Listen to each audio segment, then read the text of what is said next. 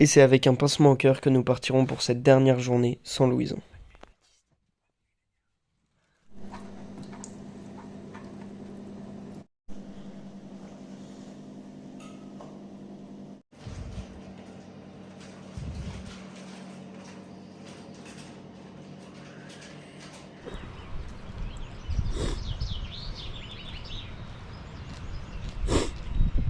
Dernier jour de l'aventure.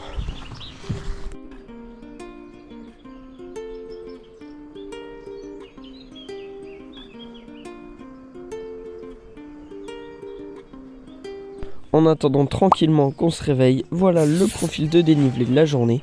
C'est donc 55 km et 3000 de D+, qui nous attendent, avec une portion, vous le verrez, plutôt compliquée. Nous sommes dans le premier col et le soleil va bientôt venir nous réchauffer.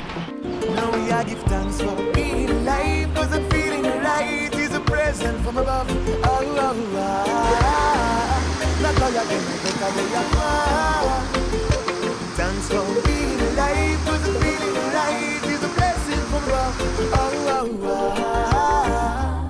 not cry again. On s'attendait pas à ce que la première montée soit aussi raide. On a été un peu surpris. Alors on fait une petite pause. Ouais, effectivement, dès le matin, c'était pas du gâteau. Mais on a de la chance, le refuge où on était nous ont fait des super sandwichs très bons et qui vont bien nous caler et nous redonner de l'énergie. Pour récapituler ce début de journée, nous sommes donc partis juste après Champélac avant d'entamer une belle montée qui nous emmènera au col de la Forclaz, passage mythique de l'UTMB notamment l'année dernière. Col de la Forclaz.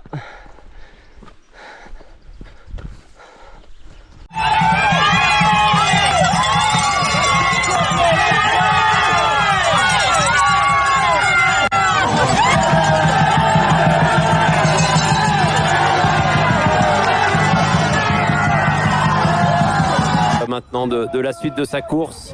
Ça va faire un contraste avec le silence derrière. Ouais. Alors.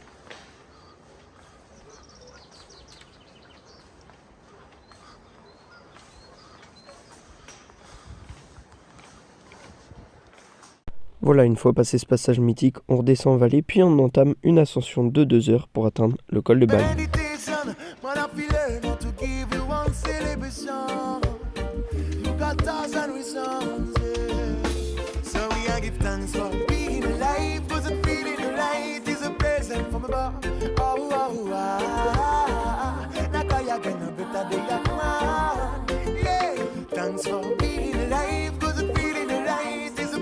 Étant donné qu'on commence à être trop cramé pour prendre des vidéos, on n'en a pas pris, je vous mets donc quelques images de drone du sommet. Pour la suite de la journée, il y aura moins d'images. On est franchement bien entamé par les 3 jours qu'on a derrière nous, et puis on a envie que ça se finisse, donc on avance, et on n'a plus trop la tête à filmer.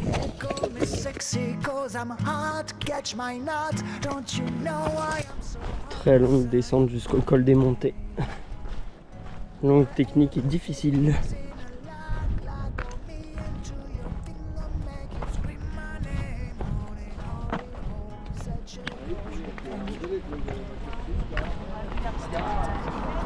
Une fois le col de Balme derrière nous, nous nous dirigeons en direction des Posettes, puis redescendons plus en vallée vers le col des Montées, avant d'entamer la très technique ascension en direction de la Flégère.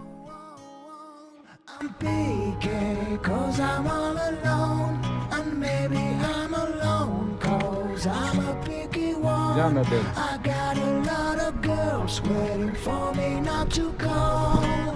Another Sunday morning on my own. Me regarde pas avec ses grands yeux.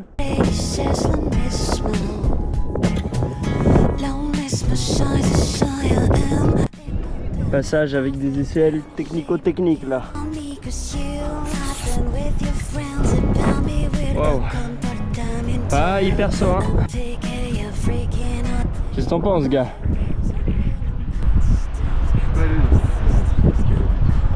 Pas de fou.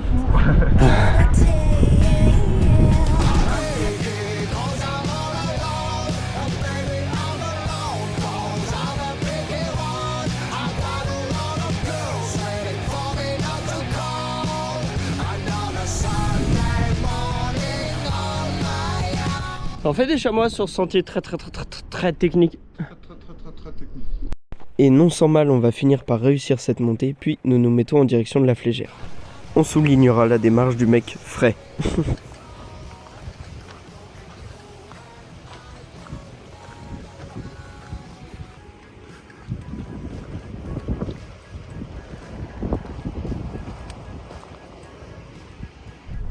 Arrivé sur la Flégère.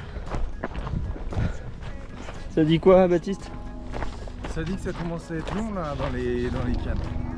Et oui, ça commence vraiment à être long, tant et si bien que aucun de nous deux ne filmera sur les prochaines heures. On avancera donc mécaniquement avec un objectif, voir les ouches. Les ouches!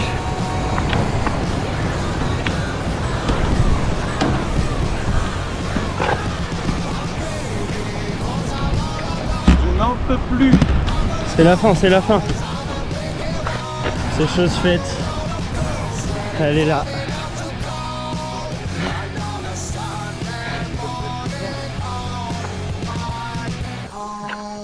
Ça y est.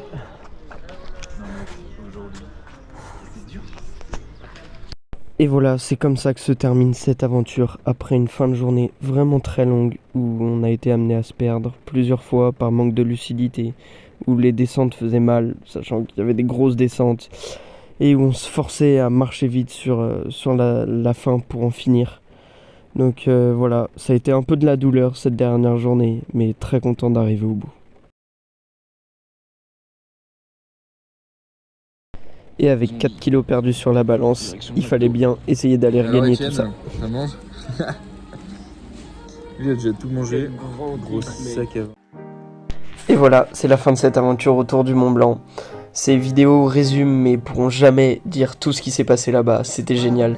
Et je voudrais remercier les gars d'avoir eu les couilles de m'accompagner, parce que franchement ça s'annonçait pas gagné d'avance, ça s'annonçait difficile, mais ils ont donné tout ce qu'ils avaient, et ça a été un pur kiff. J'ai vraiment passé un trop bon moment, et ça m'a vraiment donné envie de recommencer. Donc voilà, merci les gars.